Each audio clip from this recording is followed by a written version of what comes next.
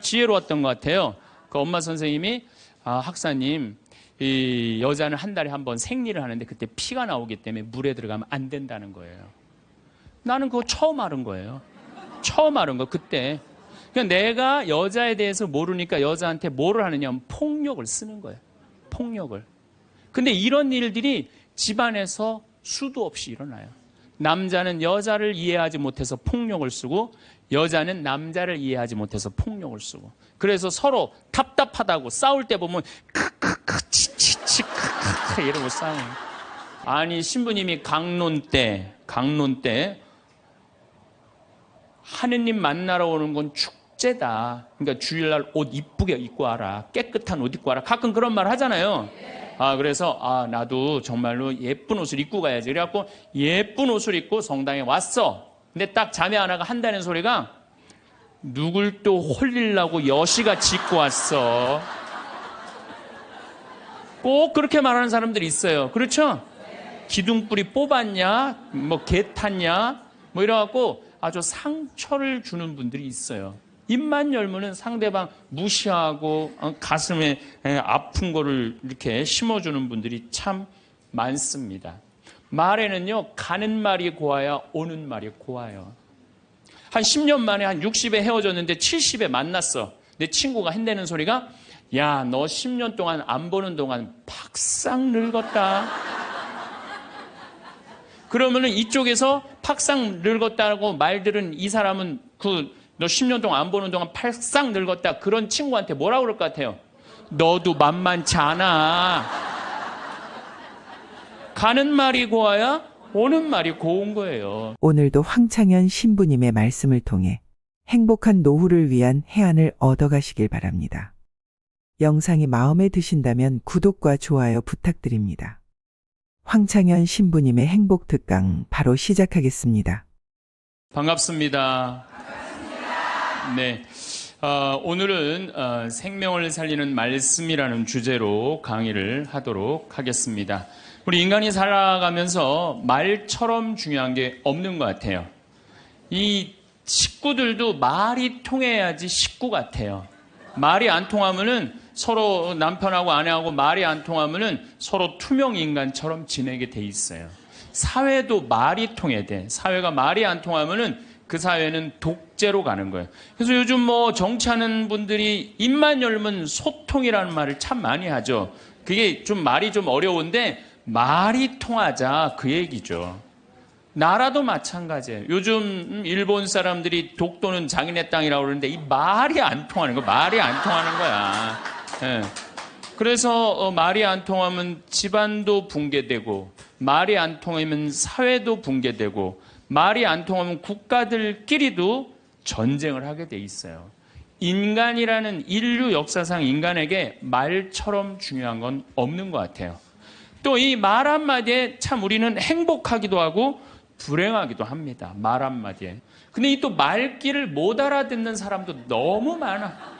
아까도 말씀드렸지만 우리 생태마을에 전화해갖고 많은 분들이 그렇습니다. 거기 생태마을이죠? 네, 생태마을입니다. 생태 팔아요. 이런 분들 너무 많아요. 생태 팔아요. 그래서 우리는 생태 파는 데가 아닙니다. 그러면 그쪽에서 뭐라고 그러냐면은 황태만 취급하세요. 그래요. 황태만 취급하세요.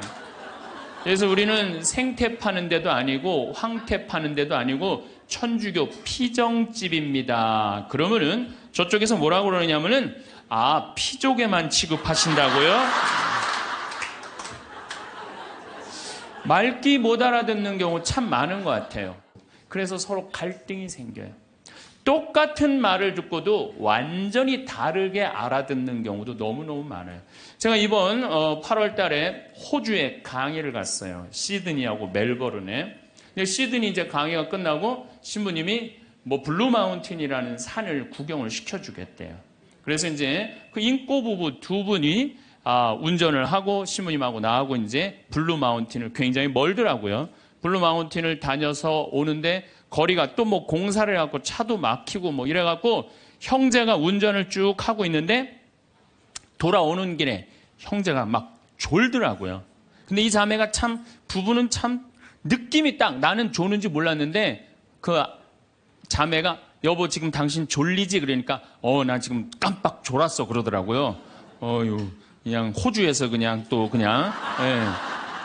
그러더니 아내가 여보 내가 운전할 테니까 당신 오늘 너무 많이 운전했으니까 뒤에서 좀 자. 그러고 난 다음에 조금 잠 깨면 다시 당신이 운전하면 돼. 근데 이 자매가 사실은 좀 관절염이 있었어요. 그래갖고 손이 막 이렇게 퉁그러졌더라고요. 그러니까 뭐 다리도 아프고 막 아프니까 이 남편은 자기가 아무리 졸려도 아내 운전시키기가 싫으니까 자기가 운전을 한 거죠. 근데 이제 이 자매가 이제 운전대를 잡았는데 뭐 뒤에서 형제님이 막 코를 골고 주무시더라고요. 자매님하고 나하고 이제 두런두런 이런 얘기 저런 얘기 하고 그러는데 이제 해가 뉘엿뉘엿 졌어요. 근데 그날따라 보름달이 뜬 거야. 달이 너무 예쁘게 뜨더라고요. 달이 탁 떴는데 그때 이제 형제가 잠에서 깬 거예요. 근데 이 자매가 나하고 이제 대화를 하는 거 아니에요. 근데 신부님 참 달이 참 그랬단 말이야. 달이 참 그랬어요. 달이 참. 달이 참 그랬는데 그때 형제가 깬 거예요. 그래서 형제가 딱 한마디 하더라고요. 경상도 사람인데 와 절이나 그러더라고요. 나는 그 자매가 달이 참 그랬을 때 달이 참 예쁘다는 말을 할 판이구나. 근데 그 형제는 딱 깼을 때 달이 참 그랬을 때 자기 부인 다리가 아픈 줄 알고 관절염이 있으니까 와 철이나 똑같은 말도 완전히 자기식으로 생각하면요 완전히 다르게 들어요. 이렇게 완전히 다르게 들음으로 해서 오해되는 일들이 너무 많아요. 그래서 뭐 수많은 갈등들이 일어나죠. 잘못 알아들어서 자긴 그렇게 알아들었다 이거죠. 또 말 한마디에 사람 인생이 바뀌기도 해요. 말 한마디에. 그 대표적인 사람이 누구냐면 박지성 선수예요. 박지성 선수. 박지성 선수가요 고등학교 때 참 공을 잘 찼대요. 근데 이 박지성 선수의 특징은 뭐냐면은 90분 내내 뛰어다니는 거 쉬지 않고. 그런데 그 박지성 선수의 가치를 아무도 몰랐어요. 그래갖고 프로팀에서도 박지성 선수를 스카우트해가지 않았고 대학교에서도 박지성 선수를 스카우트해가지 않았어요. 그래갖고 박지성 선수는 너무 공을 차고 싶었는데 이때 명지대학 감독님이 박지성 선수의 가치를 알아봐요. 그래갖고 딱 뽑으려고 그러니까 이미 축구팀은 다 찬 거야. 그래서 보니까 테니스부에 한 명 티오가 남아있는 거야. 그래서 박지성 선수한테 뭐라고 그러냐면은 너 우리 대학교 테니스부로 들어와라. 공은 축구부에 와서 차고. 그래서 박지성 선수는요 놀랍게도 축구 선수로 대학에 들어간 게 아니라 테니스 선수로 대학을 들어가요. 네. 테니스 선수로 대학을 들어가요. 근데 이 박지성 선수의 이 가치를 누가 알아보느냐 하면 히딩크가 알아봐요. 쭉 다니면서 너무 열심히 뛰거든. 뽑아요.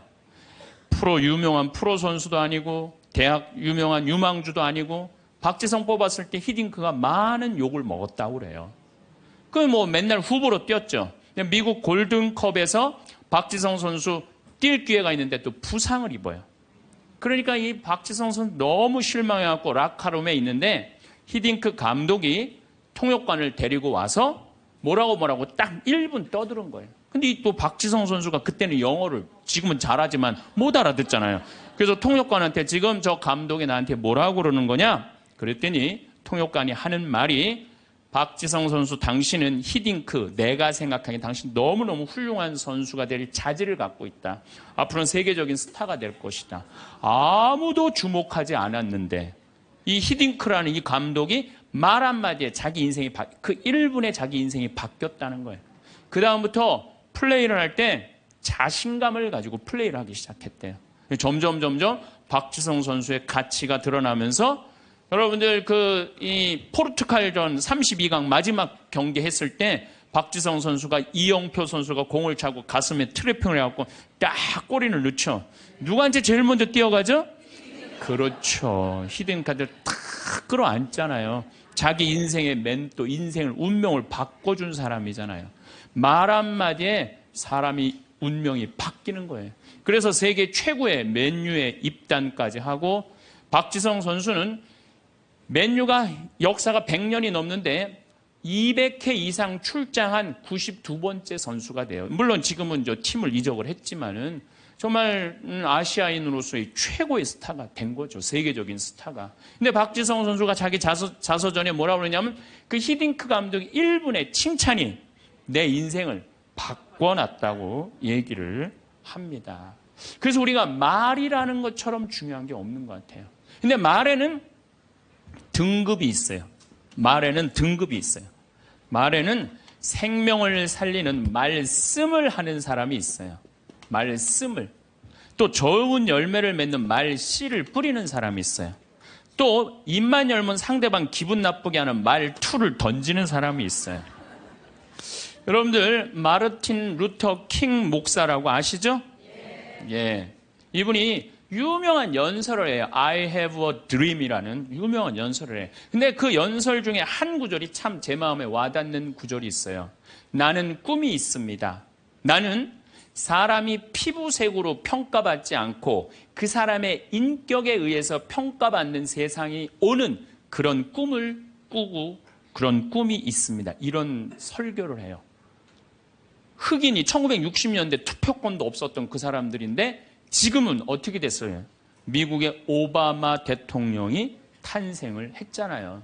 이 명연설, 이건 정말 생명을 살리는 말씀이에요. 말씀.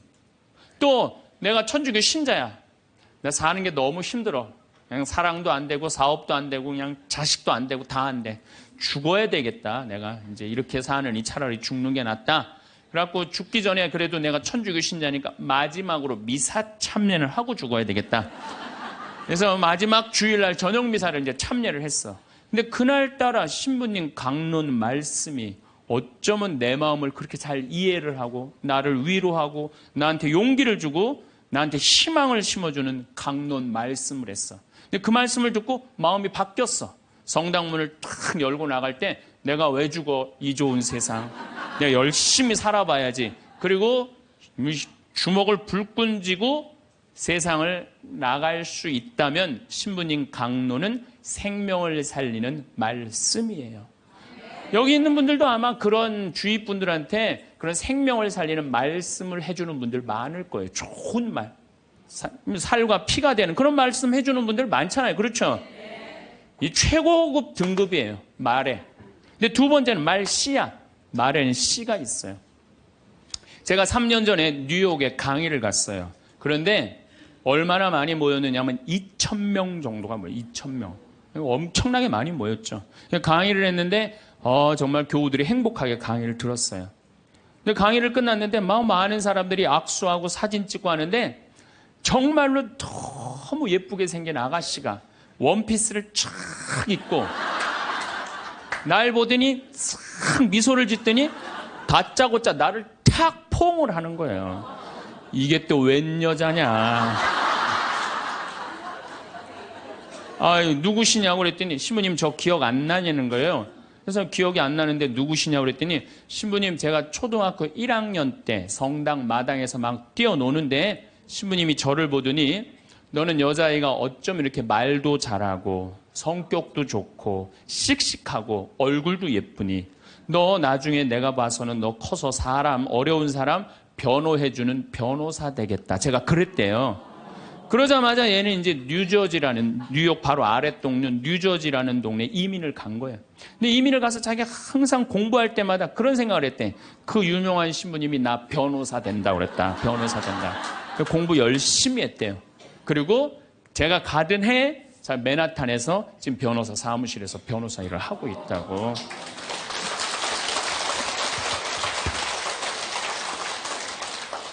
내가 무심결에 뿌린 씨인데 15년 후에 변호사라는 열매가 맺어지더라고요.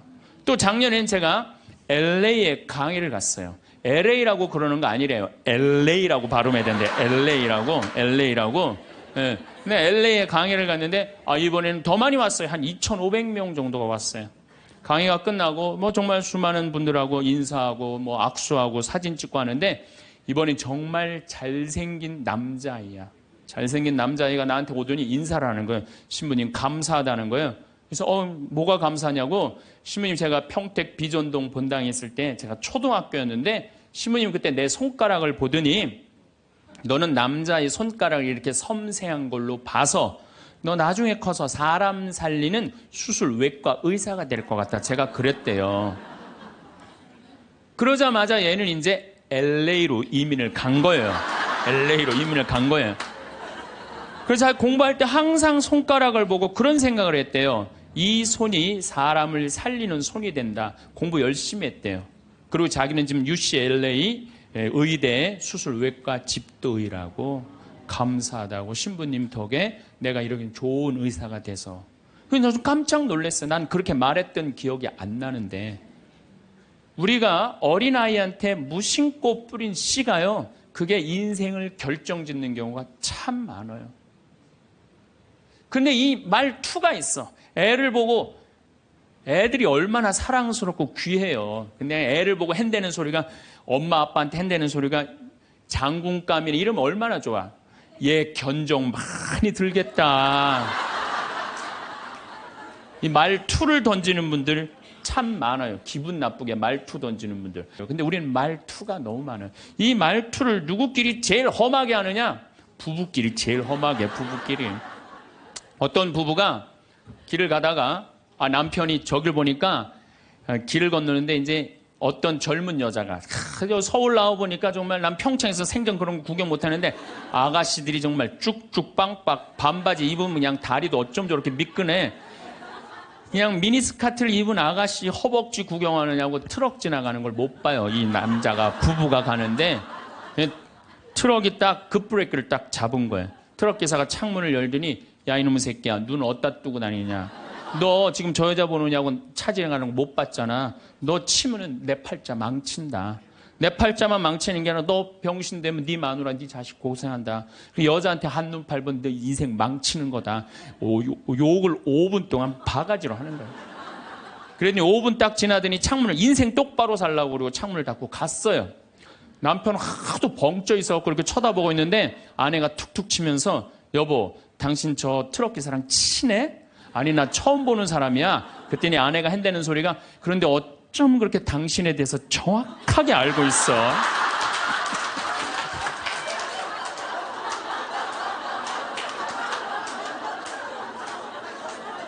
여러분들 그런 경우 많지 않아요? 남편한테 무슨 말을 하면 저 남편이 가슴 아플까? 이것만 골라서 하는 분들 많아요. 반대로 우리 형제님들, 제가 언젠가도 이런 강의 때 말씀을 드렸는데, 형제님들, 내가 가정방문 다니고 초청 받으러 가면은요, 참 살림 잘 사는 자매들 많아요. 가보면 집이 어쩜 그렇게 깨끗해.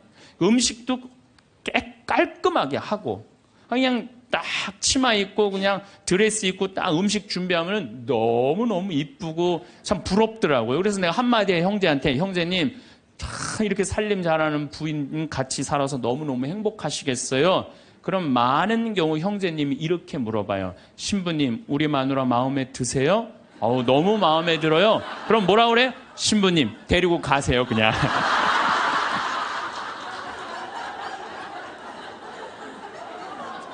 말투야. 우리 마누라는 신부님 마음도 예뻐요. 이렇게 얘기하면 얼마나 좋아. 근데 부부끼리 서로 상처나는 말을 골라서 해요. 골라서. 말투죠. 여러분들 자식들한테도 어때요? 애가 공부 좀 못하면 속상하잖아요. 뭐라 그래? 내가 너 같은 거 낳고 좋다고 미역국 끓여 먹은 내가 미친년이다. 엄마인데도 어쩜 그렇게 상처되는 말을 자식한테 골라서 할 수가 있어요? 너 이게 엄마가 막 애가 따지면 이게 죽으려고 그러는 거 살려놨더니 이게 눈 똑바로 뜨고 그냥 엄마한테 덤비는 거 봐. 그때 1살 때 죽을 때 그냥 놔두는 건데 그냥. 그냥 애들 가슴에 멍을 들게 하는 분들이 많아요. 집에서도 부부끼리 말이 통해야 돼. 근데 여러분들 부부끼리 답답할 때 많죠? 말 안 통해갖고. 그럴 때 싸울 때 어떻게 싸워요? 크크크 치치치 크크크 이러고 싸우지 않아요? 싸울 때 보면은 그런 부부들 많아요. 그런 부부들. 그런데 기왕 하는 말인데 예쁘게 하면 어디 덧나요? 기왕 하는 말인데 예쁘게 하면 어디 덧나요? 그런데 2009년에 MBC에서 참 재미난 실험을 했어요. 한글날을 기해서 밥 있죠. 우리가 먹는 밥. 이 밥을 줘서 한쪽 아나운서들한테는 봐봐, 고마워, 사랑해, 보고 싶었어 이렇게 말하라고 그런 거예요. 근데 반대쪽 아나운서들한테는 밥한테 뭐라고 그러냐면 꼴배기 싫어, 쳐다보기도 싫어, 죽어버렸으면 좋겠어 이렇게 말하라고 그런 거예요. 그런데 한 달이 지나고 가서 봤는데 놀라운 일이 벌어진 거예요. 봐봐, 고마워, 사랑해, 너 때문에 내가 살아 이렇게 말한 밥은 향기가 나는 하얀 누룩이 핀 거예요. 그런데 쳐다보기 싫어, 꼴배기 싫어, 죽어버렸으면 좋겠어 이렇게 말한 밥은 미워 이렇게 말한 밥은 새카맣게 썩은 냄새가 나는 새카맣게 향기가 나는 누룩. 여러분들 쳐보세요. 그 실험이 나와요. 향기가 나는 누룩, 완전히 썩어버린 밥. 밥도 고맙다, 이쁘다, 감사다 이러면 향기가 나는데 사람은 어떨 것 같아? 사람. 내가 혼배를 한 200상, 300상 정도 해줬어요. 200상, 300상 정도 해줬는데 혼배를 할 때 내 느끼는 게 어쩜 그렇게 신부들이 하나같이 다 이뻐. 안 이쁜 신부가 없어요. 안 이쁜 신부가. 왜 이쁠까요? 남자가 데이트할 때 뭐라 그래? 보고 싶었어. 사랑해. 난 너 없으면 난 안 될 것 같아. 난 너 없으면 죽을 것 같아. 난 네가 원하는 건 다 해줄 수 있어. 말해봐, 원하는 거. 별을 따다 줄까? 달을 따다 줄까? 그럼 여자가 반짝반짝 웃어야 안 웃어요? 반짝반짝. 그 상태에서 결혼하는 거예요. 그래서 신랑 신부들을 보면 그렇게 예쁘고 잘생겨요. 근데 그렇게 예쁘고 잘생긴 신랑 신부를 혼배를 시켜줬는데 10년이 지나고 나면요 그 이쁜 얼굴이 온데간데 없어져요. 막 기미도 끼고 막 죽은 깨도 얼굴에 보이고. 왜 그럴까요? 남편이 뭐라고 그럴 것 같아? 그때 내가 눈이 뼈서 너랑 결혼한 거다. 내가 그때 미쳤었다. 나가 죽어라. 우리 이혼하자. 이런 얘기 10년 들으면요 아무리 예쁜 여자도요 얼굴 망가지게 돼 있어요. 아무리 예쁜 여자라도. 제가 이렇게 한 50, 60쯤 되신 분들이 그런 게 분명해요. 50, 60 되신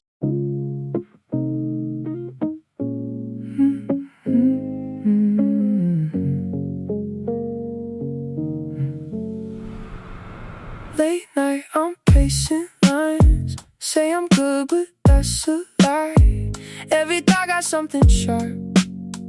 Cuts me open in the dark. Hands up and nobody there. Still I fight the empty air. Every swing it circles back.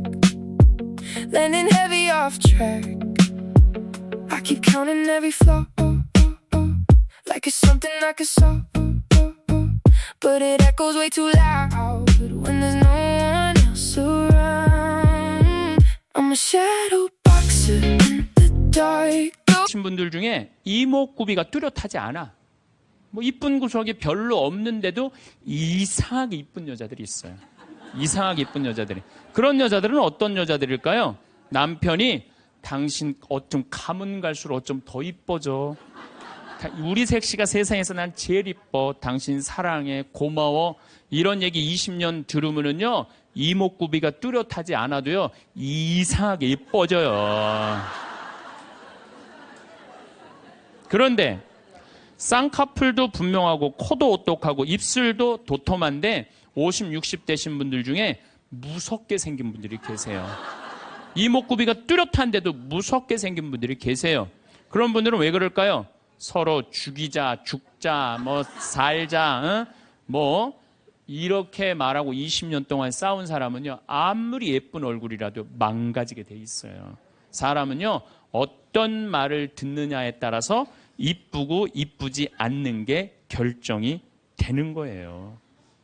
여러분들 남편한테 아내한테도 그렇지만 자식한테도 뭐라 그래? 너는 내 자식이 아니라 왼수다. 나가 되져라. 이런 썩을 놈. 그러면은 자식이 어떻게 될까요? 왼수가 되고요. 바깥에 나가 돌아다니게 되고요. 썩게 돼 있어요. 근데 우리는 엄마들 자식 뜻대로 안 된다고 속상할 때 말을 함부로 하죠. 여러분들 생각을 해봐요. 우리 아들이 있어. 공부 좀 못해. 공부 못하면 어때요? 나는 공부 잘하는 거 그렇게 훌륭하다고 생각 안 해요. 근데 우리는 공부를 못하면 대한민국은 죄인 취급하잖아요. 어쨌든 공부를 못해. 그런데 아들한테 엄마가 괜찮아, 공부 못하면 어때? 이렇게 잘생긴 아들 하느님이 우리 집에 떨어뜨려 줬고 엄마는 밥 안 먹어도 우리 아들만 봐도 배불러. 이런 소리 듣고 자라는 애들은요, 삐뚤어질 수가 없어요. 딸 보고도 이렇게 이쁜 딸 혼자 보기 너무 아깝다. 어쩜 이렇게 이쁜 딸이, 얘네들 삐뚤어질 수가 없어요. 남편도 아침에 출근할 때 이렇게 잘생긴 남편 어떻게 보내? 여보, 내가 나가서 버릴 테니까 당신 집에 있어.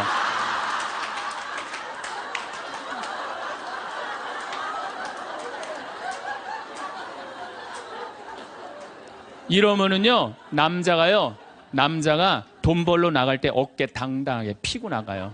근데 남편 출근할 때 뒷꼭지 대고 오늘 그 돈 안 갖고 들어오려면 집에 들어올 생각 꿈도 꾸지 말라고. 그럼 남자는요, 나가서 어깨 피고 돈 못 벌어요. 말에 복이 있는 거야, 말에 복이 있는 거예요. 어떤 엄마가 입만 열면 아들한테 빌어먹을 놈이에요. 빌어먹을 놈. 야, 이 빌어먹을 놈아, 밥 처먹어라. 근데 초등학교 1학년 때 반에서 1등을 했어. 근데 엄마가 한다는 소리, 빌어먹을 놈 공부 잘하네? 삶이 힘들었나 봐요. 서울대 법대를 합격을 했어. 그랬더니 엄마가 한다는 소리, 우리 빌어먹을 놈 드디어 큰일 해냈네. 근데 엄마는 그리고 돌아가셨어요. 돌아가셨는데 이 아들이 사법고시를 아무리 봐도 안 되는 거예요. 회사에 원서를 넣어도 안 되고, 선을 봐도 퇴짜 받고, 잘생기고 서울대 법대 나왔는데. 그래서 이상원이라는 그 장명하는 사람한테 가서 물어봤어요. 내 인생이 왜 이러는지 난 모르겠다고. 당신 쭉 살아오면서 무슨 얘기를 많이 듣고 살았느냐? 가만히 생각해보니까 엄마가 입만 열면은 빌어먹을 놈이라고. 그러니까 이 사람은 잘 안 되니까 동료 판사, 변호사, 검사한테 빌어먹기 시작한 거예요. 그게 당신 인생의 몸에 밴 거다. 내가 당신 관상을 보니까 당신은 빌어먹을 놈이 아니라 벌어먹을 상이다. 벌어먹을 상이다. 그래, 내가 왜 빌어먹을 놈이야? 내가 서울대 법대까지 나왔는데. 과외를 시작했어요. 과외를 시작했더니 애들이 너무너무 많이 모이는 거예요. 그래서 학원을 했어요. 학원을 했더니 돈을 너무 많이 버는 거예요, 서울에서. 그랬더니 예쁜 색시가 시집을 오고 지금은 딸 둘을 낳고 행복하게 벌어먹고 살고 있대요.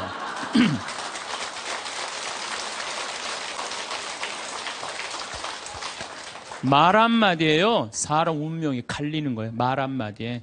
여러분들은 자식이나 남편, 아내한테 정말 좋은 말을 해주느냐, 생명을 살리는 말을 하느냐, 좋은 열매를 맺는 말을 하느냐, 이거 생각해봐야 돼요.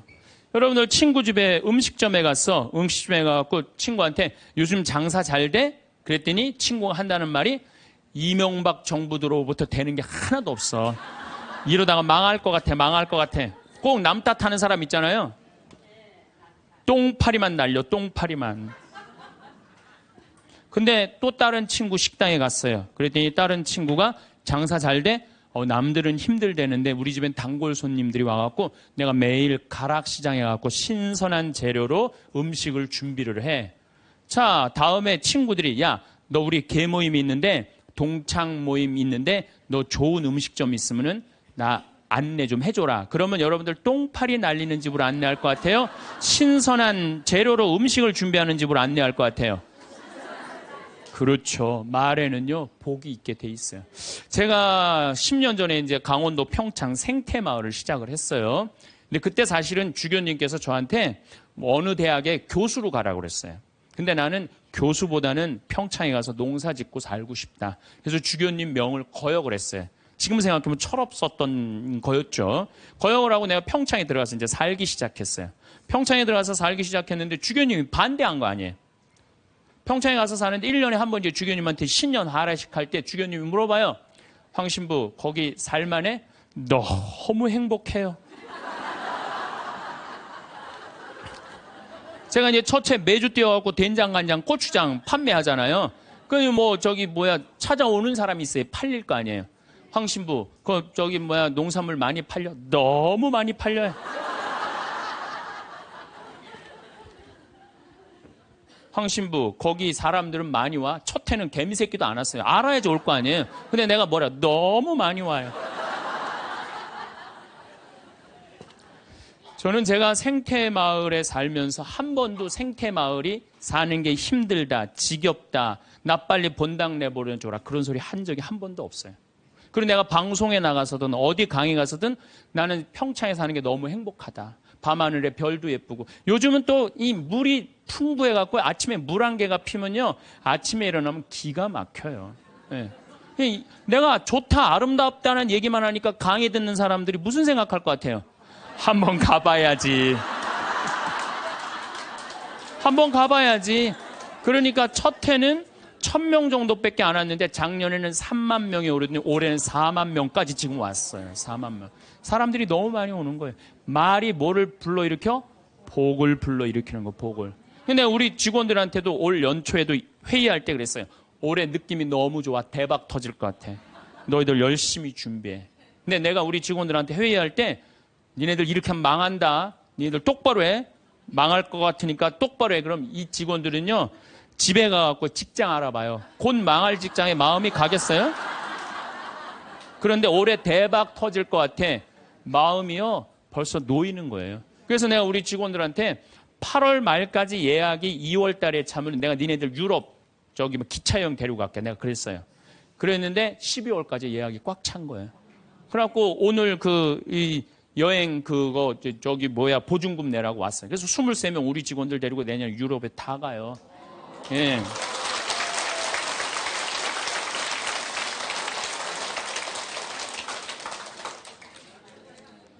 제 신조는 그달에 번 건 그달에 다 쓰자. 이게 제 신조예요.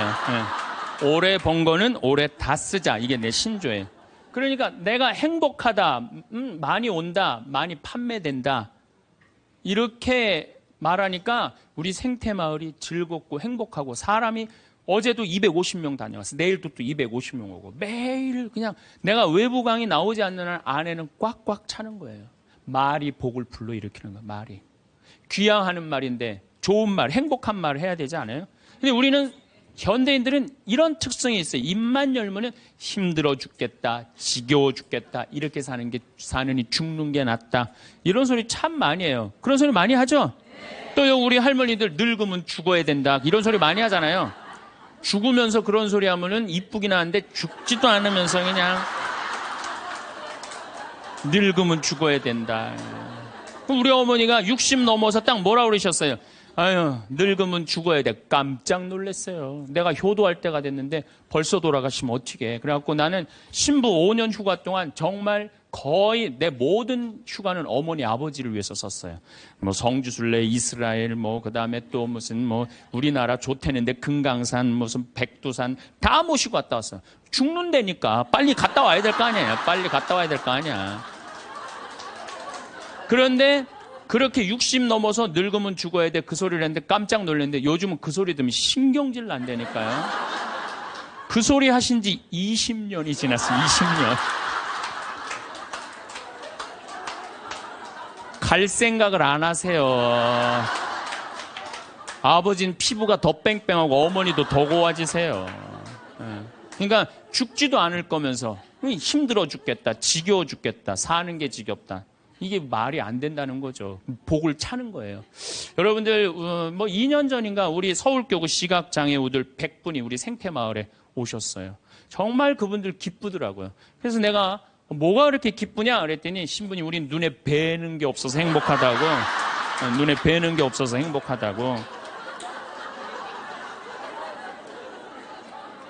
그런데 그분 네 분이, 여러분들 제가 시각장애우들이랑 1년을 같이 살았어요. 상계동에서 1년을 살았는데 너무 잘 알아요. 그분들 뭐 젓가락 비비는 거, 뭐 노름도 다 해요. 할 거 다 해요. 예, 뭐 별걸 다 하는데 시각이 이게 어렸을 때 열이 너무 나갖고 시각을 잃어버리는 경우 많거든. 그때는 눈알을 빼요. 이 눈알이 있는 분들이 있고 아예 알을 빼는 분들도 있어요. 근데 이 눈알을 빼면 중증들이에요. 중증들. 눈이 있어도 흐릿하게 보이는 분들도 있어요. 근데 이 눈알을 뺀 내 형제가 우리 생태마을 그 데크, 강이 내려다보는 데크에 서서 이렇게 말하는 거예요. 야, 베드로야, 내가 50년 동안 우리나라 참 많이 다녀봤는데 이렇게 경치 좋은 데는 처음 본다. 그래서 내가 물어봤어요. 아니, 이게 경치 좋은지 당신들이 어떻게 아느냐 그랬더니 신부님, 강물 소리 들리지 않느냐, 강물 소리. 새 소리 들리지 않느냐 이거야. 그 다음에 느티나무 바람에 흔들리는 소리 들리지 않느냐. 또 5월 달에 오셨는데 아카시아 향기, 공기, 이렇게 경치 좋은 데는 처음이라는 거예요. 얼마 전에도 우리 생태마을에 교수님인데 60에 시력을 잃기 시작해갖고 65에 완전히 시력을 잃으신 교수님이 오셨어요. 근데 그분이 나하고 밥을 먹으면서 이런 말씀을 하시더라고요. 신부님, 저도 오래간만에 새벽에 강물 소리, 너무 듣기 좋은 강물 소리 들어서 3시간 동안 강물 소리에 흠뻑 젖었다는 거예요. 그리고 새벽에 새가 우는데 너무 자기 오래간만에 행복했다고. 근데 여러분들은 이 두 눈으로 온 세상을 다 보면서도 사는 게 지겨워 죽겠어, 이렇게 사느니 죽는 게 나, 눈이 아깝다 이거예요. 눈이 아깝다. 눈 하나 갈아 끼는데 얼마 들어? 1억 들어. 1억. 2개 갈아 끼면 2억이야. 2억. 지금 나 눈 뜨고 쳐다보고 있는 분들 지금 2억 지금 깔고 있는 거예요. 지금 2억.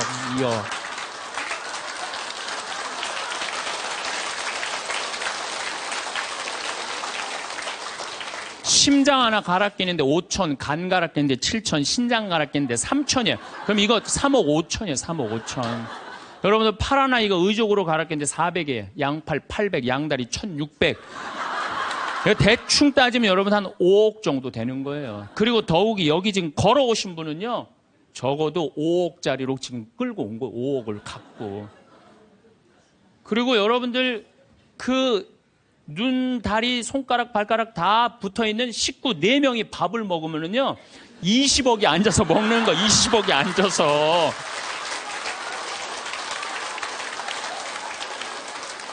아니, 20억이 앉아서 먹으면서 사는 게 지겹다, 이렇게 사는 게 죽는 게 낫다. 하느님이 주신 축복을 날리는 거예요. 밥 먹을 때 재산이 없으면 어때요? 출세 안 하면 어때요? 앉아서 뭐라 그러면서 먹어. 우리 20억 밥 먹자. 얼마나 행복해. 여러분들이 사는 게 괴로운 게 뭐냐 하면은, 욕심이 너무 많아서 그래. 그래서 입에서 나오는 게 지겹고 불만만 나오는 거야. 사는 게 힘들면은 좋은 소리가 안 나오잖아요. 욕심이 많으면 사는 게 힘들어져요. 사는 게 힘들어서 욕심이 생기는 게 아니라 욕심이 많아서 사는 게 힘들어집니다. 여러분들, 욕심만 안 피면요, 우리 인생 괴롭지 않아요. 그러니까 괴로운 사람들은 입만 열면 힘들다고 그래. 여러분들 가수 윤한기 씨 알죠? 이 윤한기 씨가 사실은 아버지가 미 8군에 노래하던 분이에요. 어머니는 무용수였어요. 그런데 아버지가 마약을 하시다가 나중에 폐결핵으로 돌아가세요.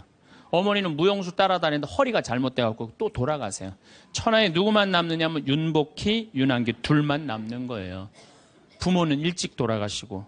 그렇게 이 윤한기 씨 자서전을 읽어보면 너무 배가 고파갖고 해병대 지원해서 갔다는 거 아니에요. 그렇게 힘들고 고통스러웠던 윤한기 씨는 행복하지 않았어요. 행복하지 않았던 윤한기 씨는 노래를 불러도 행복한 노래 안 불렀어요. 내가 왜 이럴까 오지 않을 사람을 어디선가 웃으면서 와줄 것만 같은데.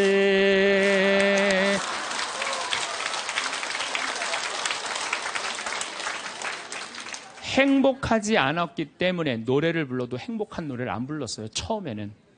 차라리 그 사람을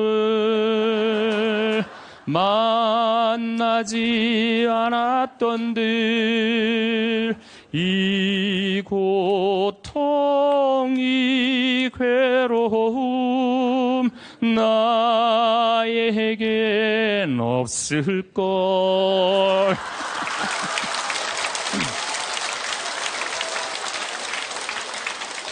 행복하지 않았기 때문에 노래도 행복한 노래가 안 나왔던 거죠. 나는 어떡하라고 이런 노래만 불렀어요. 이런 노래만. 예. 너무합니다. 이것도 김수희 씨가 불렀지만 곡은 윤한기 씨가 쓴 거예요. 전부 행복한 곡이 하나도 없었어요. 근데 76년에 윤한기 씨는 하나님을 믿기 시작해요. 76년에 하나님을 믿기 시작해요. 그러면서 삶이 바뀌기 시작해요. 79년에 윤한기 씨, 윤복희 씨가 사랑이 뭐가 잘못되고 굉장히 괴로워해요. 그때 동생을 위해서 이사야전서 37장을 묵상하다가 갑자기 곡을 안 했어요.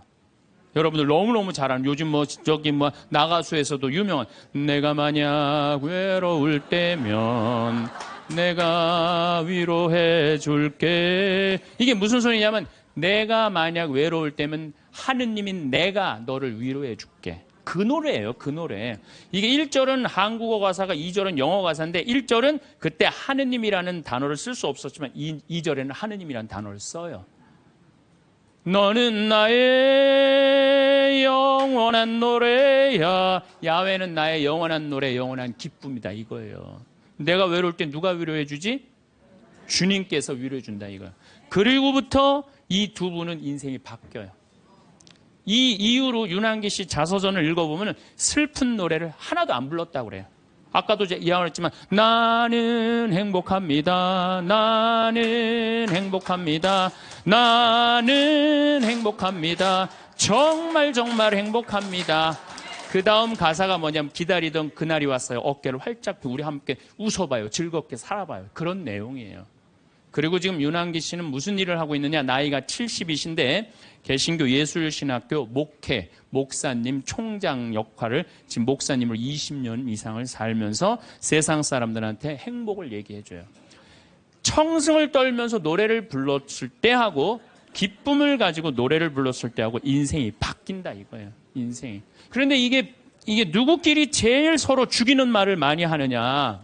복을 이제 서로 빌어줘야 되는데 복을 빌어줘야 되는데 누구끼리 제일 많이 아픈 말을 하느냐면 부부끼리 제일 많이 아픈 얘기를 많이 해요.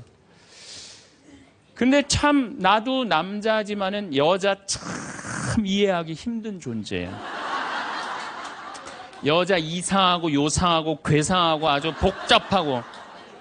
나만 그런 줄 알았더니 스티븐스 호킹스 박사라고 있어요. 스티븐스 호킹스 박사. 이 사람이 나이가 71인데 작년에 뭐라고 그랬냐면은 자기는 140억 년 전에 우주에서 벌어진 일도 다 아는데 자기는 아직도 여자의 95%를 이해를 못하겠다고 그래요.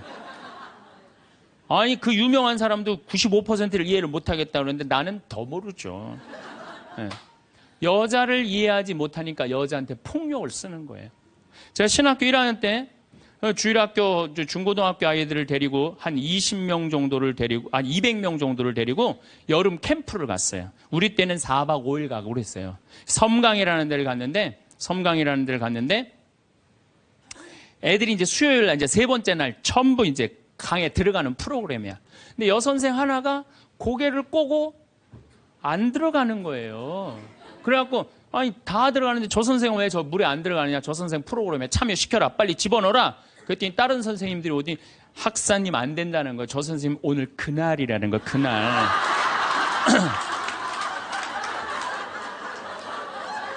그러니까 여자에 대한 생물학적 특징을 알아야 되고 남자에 대한 생물학적 특징을 알아야 되는데 그거에 대해서 서로 모르는 거예요. 근데 이제는 알아야 돼요. 왜 알아야 되느냐 하면은 옛날에는 남자하고 여자하고 20살에 결혼해갖고 50살에 죽었어요. 남자, 여자. 20살에 결혼해갖고 애 한 10 낳다 보면요. 애 낳다가 죽어요. 남자는 애 키우다 죽어요. 그 갈등이 있을 수가 없어요. 부부라고 그러지만은 한 집에 살지도 않아. 안사람, 바깥사람. 그러고 그냥 사는 거예요. 근데 요즘은 안 죽어. 100살까지. 남자, 여자가 50살서부터 100살까지 서로 이해도 못하면서 한 집에서 50년을 사는 거예요. 서로를 이해를 못하면서. 그러니까 말이 어떤 말이 나와? 상대방한테 가슴에 멍을 들게 하는 말이 나오는 거예요. 멍이 들게 하는 말을. 그래서 다음 시간에는 과연 우리 남자, 여자가 도대체 어떤 특징을 갖고 있기 때문에 서로 크크크 치치치 카카카 하고 싸우는지 왜 남자 여자가 서로 으르렁거리면서 잡아먹을 듯이 싸우는지 그 이야기를 다음 시간에 하도록 하겠습니다. 감사합니다. 어렸을 때부터 말이 씨가 된다는 얘기 많이 들으시면서 사셨을 텐데요. 복이 되는 말, 독이 되는 말에 관해 여러분들과 얘기 나눠보겠습니다. 등산 모임이 있는 날에 한 친구가 나오지 못했습니다. 손자를 봐야 한답니다. 그 사정을 모를 리 없지만 유독 한 친구가 버럭 소리를 냅니다. 그 친구 왜 그리 살아? 그러니 허구한 날 붙잡혀 살지. 그러자 다른 친구가 자넨 손자가 지방에 있지. 옆에 있어봐 똑같아. 손자 양육이 논쟁으로 커집니다. 난 처음부터 선언했어. 내가 애를 보면 성을 간다. 못생긴 남자와는 절대 결혼 않는다는 처녀. 난 죽어도 요양원에는 안 간다고 한 선배. 딱 100세만 살 거야 호언했던 학교 동기. 그런데 어쩌나 다 헛맹세가 됐으니까요.